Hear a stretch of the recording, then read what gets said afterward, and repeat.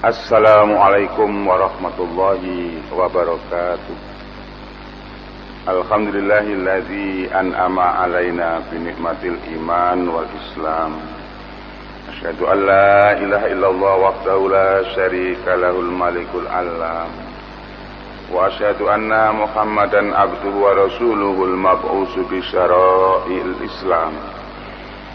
Allahumma salli wa sallim wa barik ala nabiyyina Muhammadin wa ala alihi wa sahbihi wa man tabi'ahu bil layali wal ayyam, amma ba'd.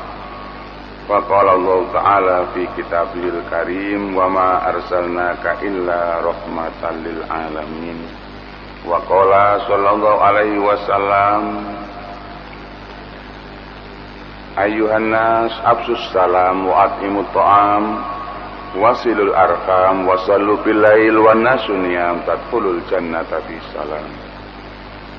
Jamaah subuh yang dimuliakan Allah, kehadiran Nabi kita sallallahu alaihi wasallam ke tengah-tengah dunia tidak lain adalah untuk menjadi rahmat bagi seluruh alam, sebagaimana firman Allah yang saya sebutkan tadi, wa ma arsalnaka illa rahmatan lil alamin, dan aku tidak mengutus engkau Muhammad kecuali menjadi rahmat bagi seluruh alam. Artinya kehadiran Nabi sallallahu alaihi wasallam dan umatnya ke tengah-tengah manusia ini sebagai rahmat bagi alam yang ditempati oleh Nabi sallallahu alaihi wasallam maupun umatnya. Berarti kalau kita ini mendiami suatu tempat, maka dengan kehadiran kita itu diharapkan rahmat melimpah kemana-mana, bukan permusuhan yang terjadi. Maka kita heran dan takjub ketika mendengar di sana sini terjadi kekerasan yang dilakukan oleh kaum muslimin. Entah itu asli atau direkayasa dan sebagainya, kita tidak mengetahui. Tetapi yang jelas, Nabi Shallallahu Alaihi Wasallam ini diutus adalah untuk menyempurnakan akhlak yang mulia, diperintahkan oleh Allah untuk menjadi rahmat bagi seluruh alam. Maka ketika beliau datang ke Madinah, yang pertama kali diucapkan kepada penduduk Madinah adalah beberapa pilar kehidupan. Ayyuhan nas, wahai manusia, absus salam, tebarkan salam. Wa atimut ta'am, memberikan makanan. Wasilul arham, sambung tali persaudaraan. Wasallu bilail wa nasuniyam tadkhulul jannata bisalam. Dan sholat tadi waktu malam, dikala orang lain sedang tidur, maka engkau dijamin masuk surga dengan penuh kedamaian. Ini yang diajarkan oleh Rasulullah kepada kaum atau penduduk Madinah, tidak pandang yang muslim atau yang non muslim, semua diajak bersama-sama untuk membangun kota Madinah. Maka tidak sepantasnya kalau kita ini sebagai umat Muhammad di sana sini mengadakan atau melakukan tindak kekerasan. Begitu pula Nabi Shallallahu Alaihi Wasallam apabila mengajar kepada santri-santrinya, kepada para sahabatnya, kepada murid-muridnya, beliau itu mengajarkan dengan penuh kasih sayang. Kadang beliau letakkan telapak tangannya di atas telapak tangan sahabatnya. Kadang memegang tangan, kadang memegang sebagai tanda kehormatan, sebagaimana yang pernah beliau lakukan kepada Mu'adz bin Jabal. Diriwayatkan oleh Abu Dawud dari Mu'adz bin Jabal bahwasanya Rasulullah Shallallahu Alaihi Wasallam memegang tangannya dan bersabda, "Ya Mu'adz, demi Allah aku mencintaimu. Saya berwasiat kepadamu, wahai Mu'adz, jangan tinggalkan setiap selesai sholat agar kamu membaca Allahumma a'inni ala dzikrika wa syukrika wa husni ibadatik." Ya Allah, tolonglah kami untuk selalu mengingatmu, mensyukurimu, dan beribadah yang baik kepadamu. Mu'adz mewasiatkan hal ini kepada As-Sonabi, dan As-Sonabi mewasiatkannya kepada Abu Abdurrahman. Apa hikmahnya Nabi Shallallahu Alaihi Wasallam melakukan yang demikian ini? yaitu Rasulullah memanggil Mu'adz dengan namanya sebanyak 2 kali untuk menarik perhatiannya.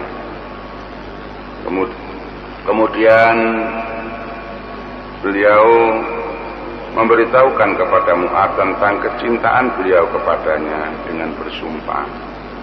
Yang demikian itu agar dia yakin dengan seyakin-yakinnya bahwa pengajarannya ini tidak dilakukan kecuali karena nasihat dan kecintaannya kepada Mu'adz bin Jabal. Para jamaah, kalau para guru, para orang tua itu mempraktekkan kasih sayang ini kepada anak-anak, kepada murid-murid, maka sungguh indah sekali pendidikan Islam. Mengajar dengan penuh kelembutan tanpa ada kekerasan. Kalau ada yang kurang menarik atau perhatiannya kurang, diingatkan dengan cara yang baik. Dipanggil namanya, bukan dipanggil ke sini, tidak, tetapi namanya yang dipanggil. Begitu indahnya. Setelah itu diberitahu atau diberi nasihat yang lembut, dipegang tangannya, diberinya ucapan yang baik, seperti halnya Rasulullah memegang tangan Mu'adz bin Jabal sambil berkata, "Wahai Mu'adz, jangan lupa setiap selesai sholat fardu ucapkanlah Allahumma a'inni ala zikrik wa syukrik wa husni ibadatik."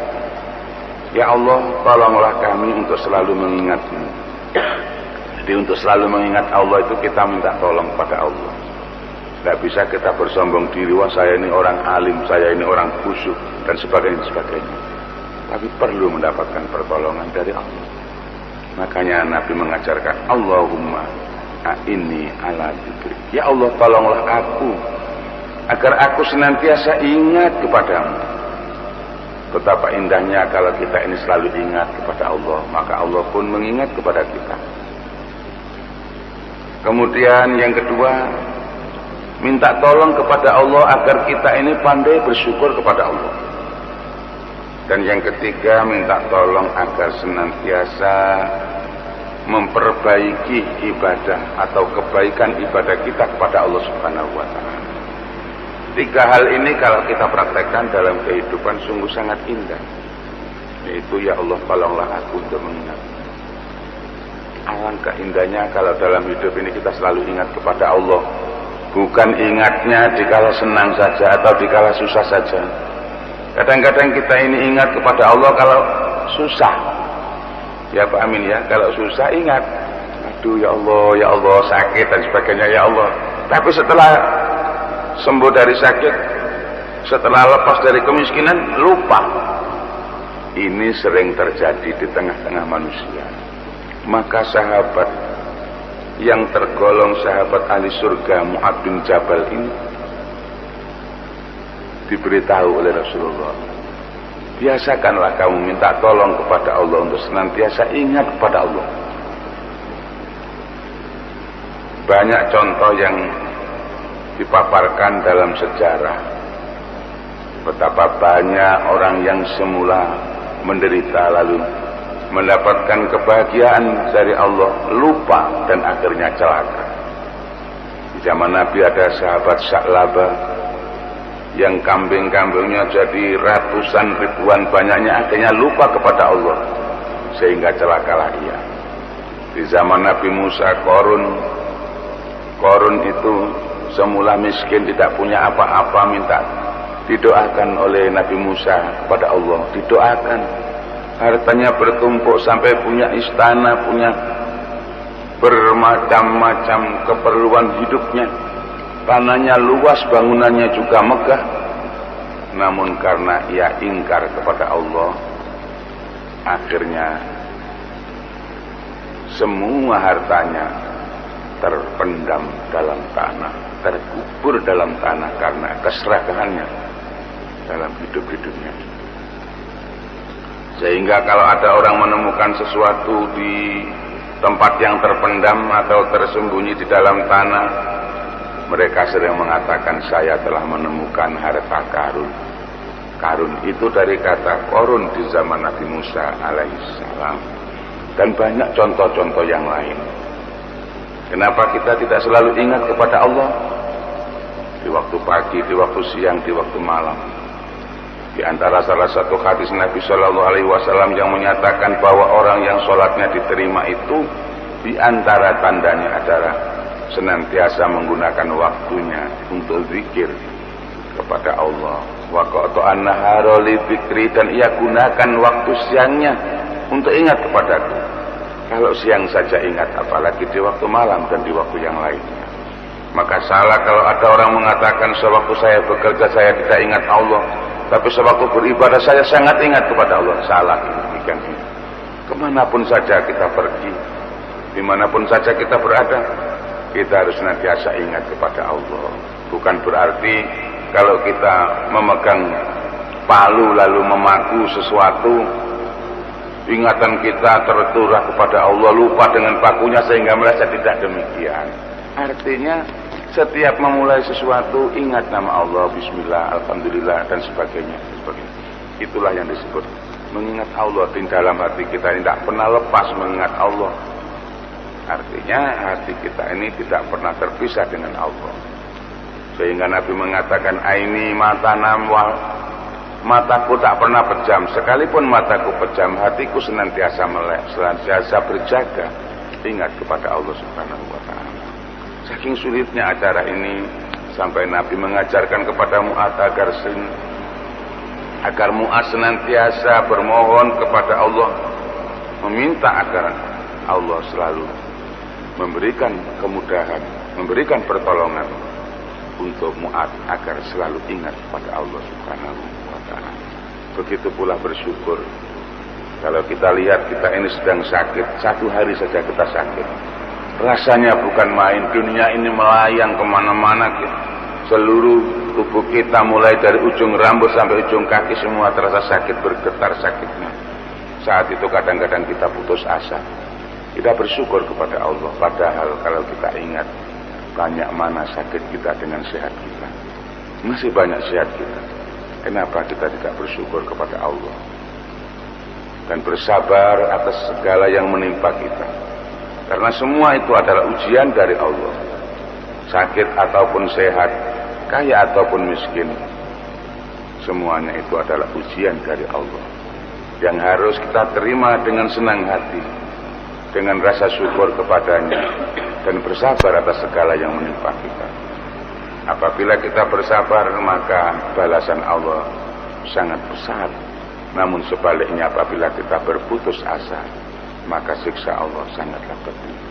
La in syakartum la azidannakum wa la in kafartum inna azabi lasyadid. Jika engkau bersyukur kepadaku, maka akan kutambah nikmatku, kata Allah. Tetapi bila engkau mengingkari aku, maka ketahuilah siksaku amatlah pedih. Nah, para jamaah yang dimuliakan Allah, Nabi Shallallahu Alaihi Wasallam selain memegang tangan para sahabat, beliau juga kadang-kadang menepuk pundak sahabat. Diriwayatkan oleh Imam Al-Bukhari dari Abdullah bin Umar, ia berkata, Rasulullah Shallallahu Alaihi Wasallam memegang pundakku dan bersabda, Kun fid dunya ka'annaka gharibun aw 'abiru sabilin. Jadilah kamu di dunia ini melaksana orang asing atau seorang pengembara. Faedah dalam hadis ini adalah Rasulullah memegang pundak Abdullah bin Umar ketika mengajar. Al-Hafidz Ibnu Hajar berkata di dalam hadis ini disebutkan bahwa seorang guru memegang anggota badan muridnya ketika mengajar, dan orang yang dinasihati ketika menasihatinya. Yang demikian itu untuk keakraban dan menarik perhatian. Tetapi para jamaah, ini khusus untuk sesama pria. Kalau nanti sama perempuan ya tidak boleh demikian. Bahwa Nabi itu sering memegang pundak sahabatnya lalu ngajar perempuan, dipegang pundaknya tidak boleh, karena bukan mahram kita. Nah, ini para jamaah yang dimuliakan Allah, Nabi mengajarkan kepada sahabatnya tadi, Ibnu Umar, dengan kata-kata yang pendek, kun fid dunya ka'annaka gharib. Jadilah engkau hidup di dunia ini laksana orang asing. Au abiru sabilin, atau orang yang sedang mengembara. Artinya orang asing itu ya berbeda dengan yang lain. Yang lain berbuat maksiat, dia tidak berbuat maksiat, gitu. Jadi dikatakan asing. Sekarang ini kalau orang yang jujur kan dikatakan aneh. Kok masih ada ya orang yang jujur ya? Seperti itu. Kita ini harusnya demikian. Nah, para jamaah yang dimuliakan Allah, kadang-kadang Rasulullah juga memegang bau para sahabat.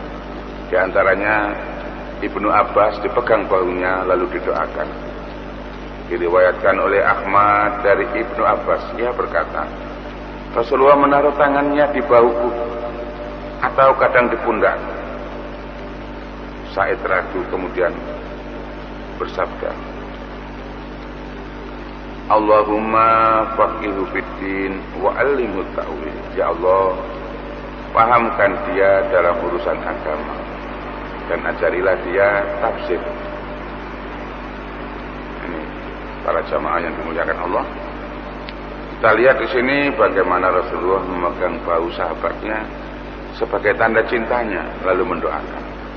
Dan doa yang disampaikan oleh Rasulullah sallallahu alaihi wasallam adalah doa yang makbul, yang diijabahi oleh Allah karena ketulusan hatinya dalam berdoa. Semuanya ini menunjukkan bagaimana Nabi sallallahu alaihi wasallam mencintai murid-muridnya dan menjadikan murid-muridnya itu cinta kepada beliau. Para jamaah, demikian yang dapat saya sampaikan. Mungkin ada sumbang saran, kritik dan saran dan sebagainya, saya persilakan. Monggo Pak Amin dulu, silakan.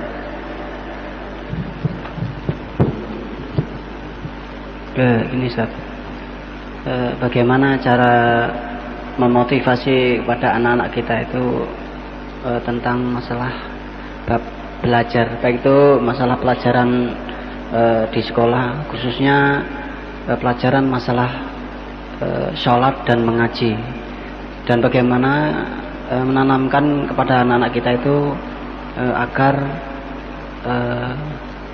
tertanam kejujuran kepada anak-anak kita. Terima kasih. Terima kasih. Jadi bagaimanakah kita ini bisa memotivasi anak-anak kita untuk belajar? Kita harus banyak bercerita dan memberi contoh. Contoh dari kita sendiri. Jadi kita itu harus suka juga membaca Al-Quran atau membaca kitab-kitab agama sebagai pemberian motivasi. Anakku, hidup ini waktunya cuma satu hari cuma 12 jam siang, 12 jam malam. Kalau engkau gunakan semuanya itu untuk bermain, maka sia-sia. Gunakanlah waktumu itu sebagian untuk belajar. Gunanya untuk kehidupanmu di masa yang akan datang. Selain itu, kita hidup di dunia ini diciptakan oleh Allah. Maka sudah seharusnya ini kita bersyukur, beribadah dengan sholat, membaca Al-Quran dan sebagainya.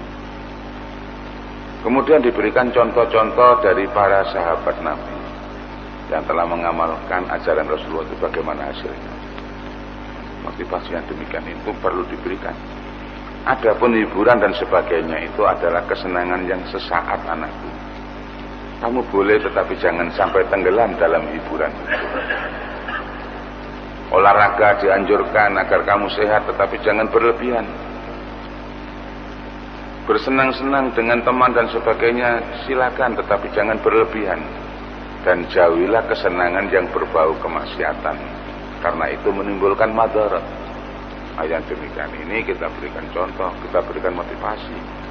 Artinya contoh-contoh yang sudah ada dari para nabi dan para sahabat itu kita tampilkan, Pak. Lalu kita berikan bacaan-bacaan. Ya memang tidak mudah yang demikian itu, tapi sejak kecil, sejak anak itu sudah mengenal baca tulis dan gambar-gambar, kita motivasi dengan bacaan-bacaan yang sangat baik. Misalnya bacaan-bacaan yang mendekatkan anak kepada Allah, kecintaannya terhadap alam ciptaan Allah. Itu penting, jangan sejak kecil sudah dijejali komik-komik yang berbahaya yang menyebabkan anak itu termotivasi. Anak nonton film keras terus, film kekerasan, termotivasi untuk berbuat keras. Suatu hari saya melihat ada seorang ibu menggendong anaknya di sebuah poliklinik. Nah, di situ ada televisi untuk menghibur orang-orang yang menunggu. Ketika terjadi suatu adegan dalam film itu kekerasan, ibunya itu malah berteriak-teriak, pukul begitu. Seakan-akan menyuruh anaknya berbuat seperti itu. Nah, ini sama dengan mengajari anak tidak benar. Padahal anak yang digendongnya tadi itu perempuan. Sudah dari begitulah, ini contoh yang salah. Ini bagaimana contoh yang baik? Melihat itu, anakku kekerasan seperti itu jangan dicontoh, jangan mudah marah seperti film itu. Nah begitu. Yang baik tidak seperti tadi, suruh melihatnya, suruh memukulnya, pukul, kamu kapok ya, dan sebagainya. Begitu Pak Amin, saya rasa. Jadi kita memberikan contoh teladan, lalu kita berikan gambaran orang yang berbuat baik itu bagaimana, dan berbuat jelek itu bagaimana. Lalu diberitahukan bahwa setiap kebaikan itu walaupun hanya setitik debu pun dibalas oleh Allah, sekalipun tidak ada orang yang mengetahuinya. Nah, ini sangat penting. Masih ada? Cukup? Ya. Tentang rutinitas mengaji di rumah gitu. Jadi kita tuh masih mengalami kesulitan untuk memberikan motivasi masalah ngaji ya, di jam sholatnya itu. Ya. Jadi kita kalau tidak mengingatkan tuh anak-anak kita tuh habis maghrib langsung main lagi. Ya, gitu. bagus Pak Min. Jadi untuk memotivasi itu buatkan catatan aja di rumah. Catatan, nak kamu mengaji tiap hari sekian ayat, terserah kamu. Tulis di sini, nanti ditandatangani ayat. Kalau nanti bapak ibu gurumu di sekolah itu tanya, saya laporkan bahwa kamu sudah ngaji. Nah, diberi catatan hari, tanggal, ayat yang dibaca sampai berapa dan berapa. Itu tanda tangan orang tua. Itu sangat bagus. Tidak menunggu guru dari sekolah. Kita sendiri memotivasi, buatkan satu buku. Setelah dapat 1 bulan, lo lihat, nah ini nak, bacaanmu yang kamu baca selama 1 bulan demikian baiknya. Alangkah indahnya kalau kamu teruskan, kamu tularkan kepada teman-teman. Nah, bagus Pak Amin ya. Seperti itu. Jadi rutinitasnya tadi kita berikan. Berapa kali kamu kosong, coba ingat loh. Setiap kamu membaca bukan hanya 1 ayat, 1 surat. Tiap huruf itu diganjar oleh Allah dengan pahala yang sangat besar. Nah, itu. Begini Ustaz, setelah mengadakan ujian nasional ini, para siswa setelah selesai ujian ini langsung tawuran sesama temannya. Itu solusinya bagaimana Ustaz? Kan setelah ujian itu berdoa itu bagaimana? Tahu-tahu dia itu begitu selesai keluar ke ruangan kelas langsung tawuran sehingga mengganggu ketertiban umum. Lalu bagaimana solusinya Ustaz? Ya. Terima kasih Bapak. Jadi ini tadi kembali kepada doa yang diajarkan Rasul kepada Mu'adz. Ya Allah, tolonglah aku agar ingat kepadamu dan bersyukur kepadamu. Mestinya selesai ujian bersyukur, tidak tawuran.